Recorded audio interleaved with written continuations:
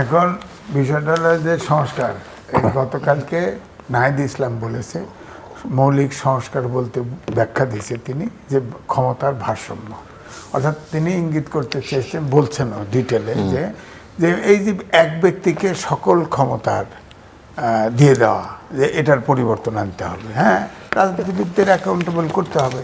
এবং বিএনপিতে 31 দফায় প্রেসিডেন্ট প্রধানমন্ত্রীর ক্ষমতার ভারসাম্য কথা বলেছে, ক্ষমতা করা। আরও যদি অম্বুসমেন্ট আছে, এই আলোচনা তো আসে নাই।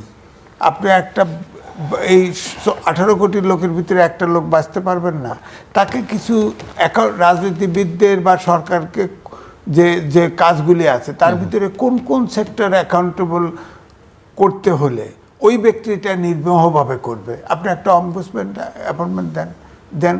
আর সংবিধান আপনি সংস্কার করেন না, গণতন্ত্রের জন্য সংস্কার করেন, তার জন্য এই মিডিয়ায় এই বলে বলে এটাতে মানে সমাজটাকে অসুস্থ করার তো অর্থ হয় না। আপনি বসে আলোচনা করে, বসতেছেন তো, বসে আলোচনা করেন, আলোচনা করে ঠিক করেন যে যতটুকু সংস্কার দরকার করেন। এখানে তো এক ব্যক্তি, তো গণতন্ত্রে তো এক ব্যক্তি দেশ চালাতে পারে না, এটা তো হইতে পারে না। হ্যাঁ, আমি মনে করবো যে হ্যাঁ, ভারসাম্য এবং অ্যাকাউন্টেবিলিটি, জবাবদিহিতার আওতায় রাজনীতিবিদদের থাকতে হবে। কারণ 54 বছর আমরা দেখতেছি যে অনেকেই বলে অনেক সূচকে আমরা আগাচ্ছি ধীরে ধীরে, কিন্তু রাজনৈতিক সূচকে পিছাচ্ছি। এখানে তো পিছানো আর সম্ভব না।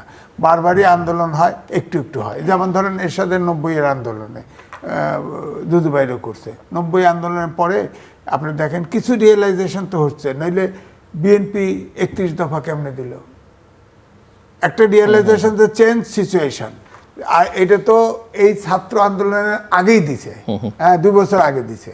তো এখন যে ছাত্র এখন ধরেন সামনে যদি নির্বাচন হয়, সেখানে একেবারে নিরেট আপনার দুর্নীতিমুক্ত ব্যক্তিকে নির্বাচনে দেওয়া উচিত। ইফ নেসেসারি, সম্ভবত যদি পলিটিশিয়ানদের ভিতরেও না পায়, অনেক পেশাজীবী আছে, অন্য আছে, রাজনৈতিক সচেতন ব্যক্তি, তাদের দিয়ে হলেও নির্বাচন করা উচিত। এবং নির্বাচনটা যাতে, এটা ডক্টর মোহাম্মদ ইউনূস করতেছে, নির্বাচনের নাম নাই, কয় যে সর্বশ্রেষ্ঠ নির্বাচন হবে। কোন নির্বাচন হবে? কখন নির্বাচন হবে? কেমনে হবে? আরে ওনার কথায় জুনে নির্বাচন হলে তো কাদামাটির ভিতরে অর্ধেক লোক যাইতে পারবে না, বাংলাদেশে নির্বাচনেই করতে যাইতে পারবে না, কীভাবে হবে? সুতরাং এই জন্যই বলছি যে এটা বসে সমাধান করতে হবে।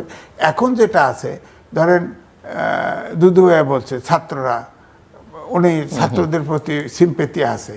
আমি তো বলতেছি কেমোথেরাপি খেতে খেতে ছাত্র নাই হয়ে যাবে, এগুলা ফ্রাস্ট্রেটেড হবে।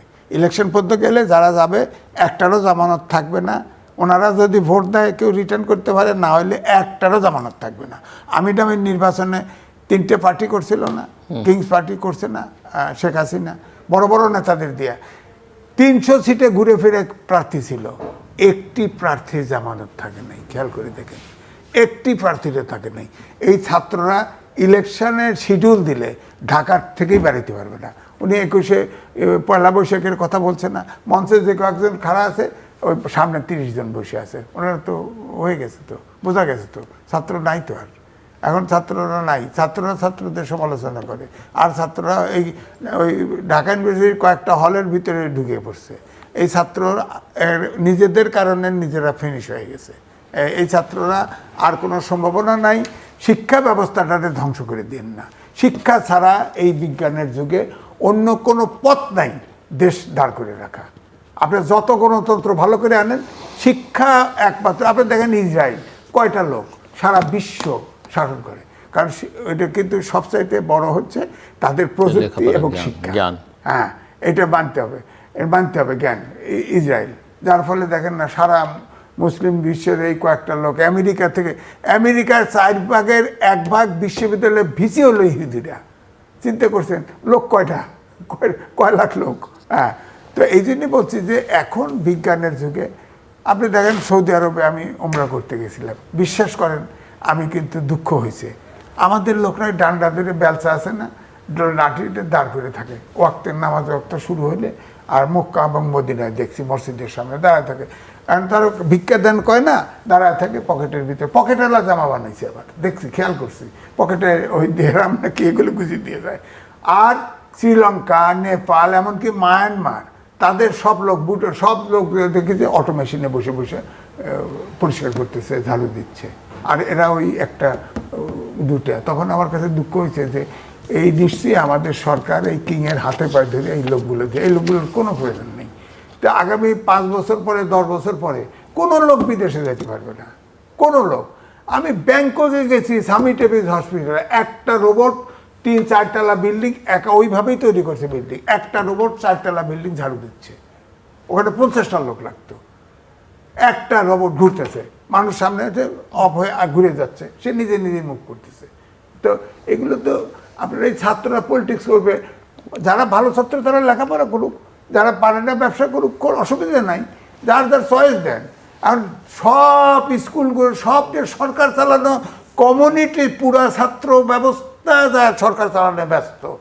হ্যাঁ, আপনি বলেন, আর হিসেব করে 2% হলো তরুণ, সুতরাং এই ভোটটা আছে 18 কোটি লোকের হিসাব করে। আরে তরুণ, আমার ফ্যামিলিতে 85 জন মেম্বার, আমার কথার বাইরে যাবেও নি একটাও। ওই তরুণ নেই আমার ফ্যামিলিতে 40 জনের 45 জন আবার কথার বাইরে ভোট দেবে না। অন্যান্য দলের সঙ্গে রাজনীতির সঙ্গে তরুণরা আছে না, নাই আছে তো। এই জন্য বলছি এইসব রং হিসাবে। ডক্টর মোহাম্মদ ইউনূসও তার পার্টি ছিল নাগরিক শক্তি, তিনি পার্টি করতে চাইছিলেন না 111-এর সময়। তারপরে ক্লাসে অনেক ছেলে মেয়ে ফেরত গেছে, কিন্তু ওই উনি বিদেশ চলে গেছে। এবারে এই ছাত্র সমাজকে আমার ধারণা বিপদগামী করে গেল, দেশটারে বিপদে ফেলে গেল। আমার কাছে মনে হয় যে আপনি যে শেষে এসে ডক্টর মোহাম্মদ ইউনূসের সাহেবকে যে কথাটা বললেন, আসলে এটা মানে সত্য যে ডক্টর মোহাম্মদ ইউনূস ব্যবসা, এনজিও এই জিনিসগুলো ভালো বোঝে। হয়তোবা আমি যদি বুঝতাম তো ডক্টর ইউনূস সাহেব কি বলে নোবেল লরিয়েট না হয়ে আমি হতাম। তো উনি এটা ভালো বোঝেন, নো ডাউট। এ ব্যাপারে আমি তাকে প্রশংসা করি। রাজনীতির লোক সে না, রাজনীতির লোক সে না। যেমন জিল্লু সাহেব এটা শুরু করছে টকশো।